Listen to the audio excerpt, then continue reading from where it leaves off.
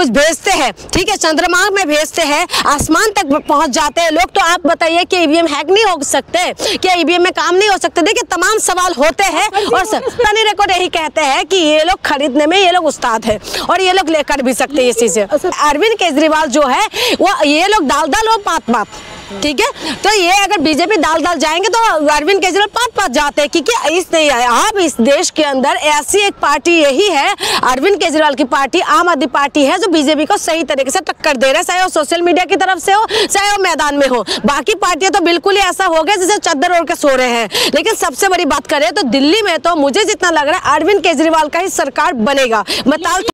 केजरीवाल जी ने बड़ा आरोप लगाया है कि उनके विधायकों के पास फोन आ रहे हैं, भाजपा अपनी सरकार बनाने के लिए अभी से ही ऑपरेशन लोटस स्टार्ट कर चुकी है। तो आपको क्या लगता है कि सच में क्या भाजपा चला रही है या केजरीवाल सिर्फ हाइट बनाना चाहते हैं? देखिए केजरीवाल हाइट बना भी सकते हैं, इसीलिए भी बोल रहे हैं, और हो भी सकता है, क्योंकि इसका मैं इन्वेस्टिगेशन तो मैं कर नहीं रही हूँ ना, मैं सच्चाई को जानती हूँ, क्योंकि दोनों पॉलिटिकल पार्टी है और एक दूसरे के ऊपर आरोप प्रत्यारोप लगा रहे हैं, ठीक है। दूसरी बात यह है कि यहाँ पर जो दिल्ली में जो टक्कर हुआ है आम आदमी पार्टी और बीजेपी के बीच में टक्कर हुआ है, और खास करके जो बीजेपी का जो अभी तक का जो रिकॉर्ड रहा है वो तो ये चीज दिखाई दे रहा है कि जो बीजेपी ये तो खरीदते हैं तमाम, जो आपने देखा है महाराष्ट्र में किस तरीके से सरकार को तोड़ा है, फिर उसके बाद उन्होंने सरकार बनाया, मध्य प्रदेश में हमने देखा है, तो तमाम जगह पे हमने देखा है, तो इसीलिए बीजेपी ये चीज कर सकते हैं, इसमें कोई बड़ी बात नहीं है। और दूसरी बात अगर दिल्ली की बात करें तो दिल्ली में तो मुझे जितना लग रहा है अरविंद केजरीवाल का ही सरकार बनेगा, मैं ताल ठोक के कह रही हूँ।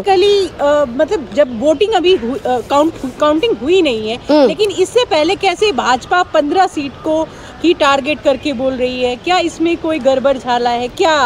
देखिए अभी तो कौन जीतेगा कौन हारेगा इसका भी पुष्टि नहीं हो रहा है, ठीक है, वो तो कल पता चलेगा, 8 तारीख को पता चलेगा कि कौन जीत रहे हैं कौन हार रहे हैं, उसके बाद ही पता चलेगा। लेकिन इस तरीके के आरोप और प्रत्यारोप जो लग रहे हैं, देखिए बीजेपी के लिए जो है ना, बीजेपी के लिए कुछ भी असंभव नहीं है, बीजेपी कुछ भी कर सकते हैं। इसलिए कि आम आदमी की सरकार बन रही नहीं रही है, इसीलिए ये पहले से ही वही कह रही हूँ, अगर आम आदमी पार्टी का सरकार नहीं बन रहा है तो इस तरीके की बातें क्यों आ रहे हैं? अगर आपका ही नेता जीत रहे हैं, जैसे आप बीजेपी खुद कह रहे हैं कि जो ओपिनियन पोल आ रहे हैं, एग्जिट पोल जो आ रहे हैं, तो उसके हिसाब से तो भाजपा सरकार बना रहे हैं। अगर ऐसा हो रहा है तो ये विधायक को क्यों खरीदने की क्या जरूरत पड़ी? और दूसरी बात, अगर अरविंद केजरीवाल ने इस तरीके के आरोप लगाए, क्योंकि हमने देखा है अरविंद केजरीवाल जो है वो ये लोग दाल और पात, ठीक है, तो ये अगर बीजेपी दाल जाएंगे तो अरविंद केजरीवाल पात जाते हैं, क्योंकि इस देश के अंदर ऐसी एक पार्टी यही है, अरविंद केजरीवाल की पार्टी, आम आदमी पार्टी है, जो बीजेपी को सही तरीके से टक्कर दे रहा है, चाहे वो सोशल मीडिया की तरफ से हो,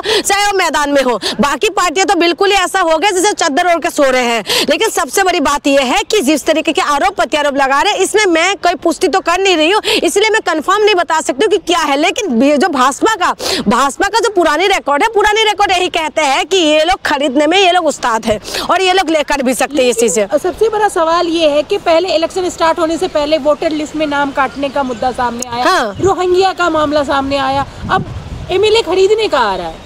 देखिए साम दाम दंड भेद बिल्कुल बीजेपी पूरी तरीके से ताकत लगा रहे हैं दिल्ली जीतने के लिए, बीजेपी पूरी तरीके से ताकत लगा रहे हैं। आपने देखा होगा अरविंद केजरीवाल सामने आके बता रहे थे कि वोट किस तरीके से कटिंग हो रहा है, कैसे वोट बन रहे हैं, और प्रवेश वर्मा के ऊपर भी आरोप लगा रहे थे कि उनके घर से भी लिस्ट गए, तो तमाम तरीके के आरोप और प्रत्यारोप। ये जो अरविंद केजरीवाल जो है, मैंने क्या बोला पहले बता दिया आपको, ये दाल बीजेपी तो ये पात है। तो अरविंद केजरीवाल को सारी चीजों का पता होता है, पढ़ा लिखा इंसान है, उनको पता होता है सारी चीजें, तो इसीलिए इस तरीके के आरोप अगर लग रहे हैं तो कहीं ना कहीं इन्वेस्टिगेशन होना चाहिए और ये सच्चाई तो सामने आ ही जाएगा, क्योंकि एक दिन की एक रात की बात है बस। संसद में अखिलेश यादव कफन लेकर आए थे चुनाव आयोग को देने के लिए जी, तो क्या लगता है कि चुनाव आयोग बिल्कुल खत्म हो चुका है? बिल्कुल, देखिए ना, आप खुद देखिए कि चुनाव हाथों की कठपुतली बन चुका है। आप बिल्कुल देखिए, अभी मिल्कीपुर में भी आपने चुनाव हुआ था, वहां पर आप देखिए कि किस तरीके से गाड़ियां दौड़ रहे थे वहां पर, और किस तरीके के माहौल थे। आपने देखा होगा जो चैनल दिखा रहे थे उसमें आप जाके देखिए। और अखिलेश यादव कितना ट्वीट किया चुनाव आयोग के ऊपर, लेकिन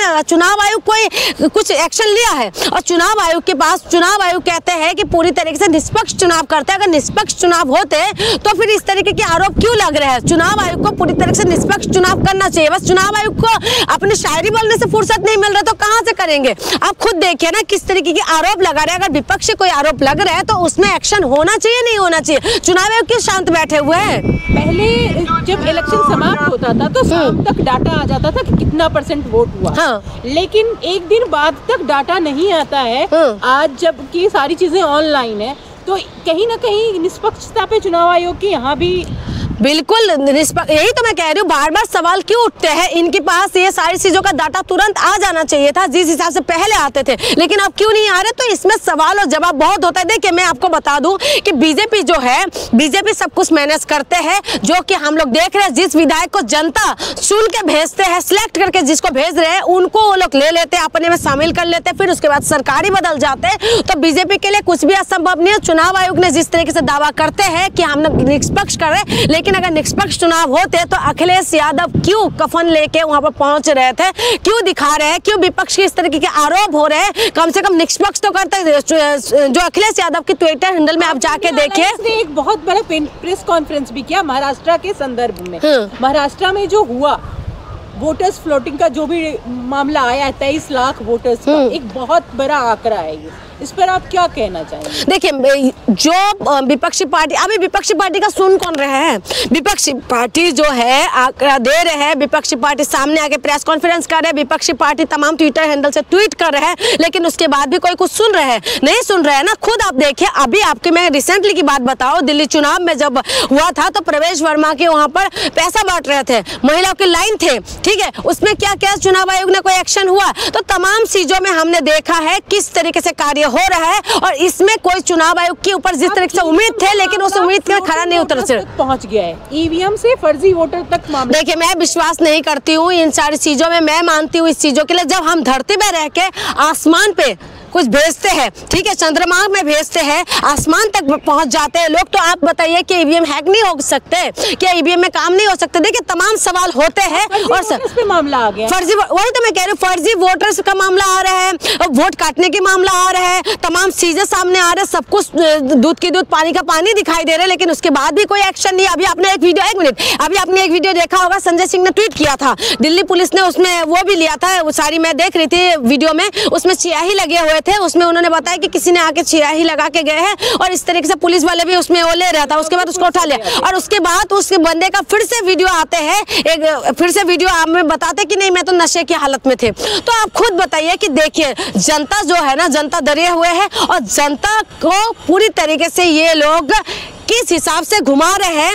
एक होता है हिंदुत्व की एक ऐसा अफीम जो होता है, नशा ऐसा कर दिया, ऐसा इंजेक्शन लगवा दिया है जनता के बीच में, तो जनता इसके आगे कुछ सोच नहीं पा रहे। और जो बाकी जो बड़ी बड़ी जो संस्था है उसके ऊपर जिस हिसाब से उम्मीद हो रहे हैं जनता की, जिस उम्मीद थे, लेकिन उम्मीद कहीं ना कहीं टूट रहे हैं। अगर विपक्षी पार्टी कफन लेके चुनाव आयोग के पास जा रहे हैं, कफन दिखा रहे हैं उनको, तो आप समझे कि इस देश में क्या हालत हो रहा है। दिल्ली चुनाव की बात है, मैं आपको ताल ठोक के कह रही हूँ, मैं ग्राउंड में जीरो में थी। 45 to 55 के अंदर अरविंद केजरीवाल का सीट आना चाहिए। हाँ, बीजेपी का सीट बढ़ेगा, इसमें कोई डाउट नहीं है, बीजेपी का बिल्कुल सीट बढ़ेंगे, लेकिन सरकार अरविंद केजरीवाल का ही बनना चाहिए। अगर इस तरीके के कोई जोड़ तोड़ कुछ ना हो तो, लेकिन उसके बाद भी मैं ये कह रही हूँ कि बीजेपी कुछ भी कर सकते हैं, इसमें कोई डाउट नहीं है। मतलब अब क्या लगता है कि विपक्ष का सड़कों पे आना ही बाकी रह गया? बिल्कुल, अब विपक्ष देखिए, विपक्ष बहुत कमजोर है हमारे देश की जो विपक्ष है। आप खुद, मैं एक एग्जांपल बताती हूँ, अभी कुछ दिन पहले कोलकाता के अंदर एक महिला के साथ जो रेप हुए थे,